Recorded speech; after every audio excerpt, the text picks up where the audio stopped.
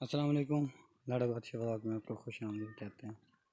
हज़रत ख्वाजा नसीरुद्दीन रहमतुल्लाह अलैह दरबार आलिया बाबा फरीद गंज शकर उनकी औलाद आए, हम आपको यहाँ की ज़ियारत करवाते हैं।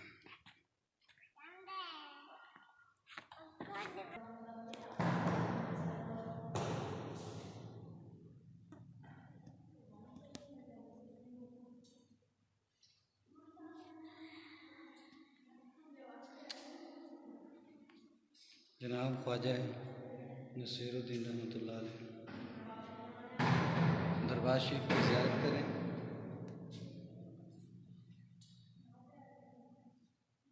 मैं कुछ ज़्यादा नहीं जानता, लेकिन जो मैंने सुना है वो बता रहा हूँ आपको। कहा जाता है कि ये बाबा फरीद गंज शकर रहमतुल्लाह अलैह उनकी औलाद में से अपनी हाज़िरी दें।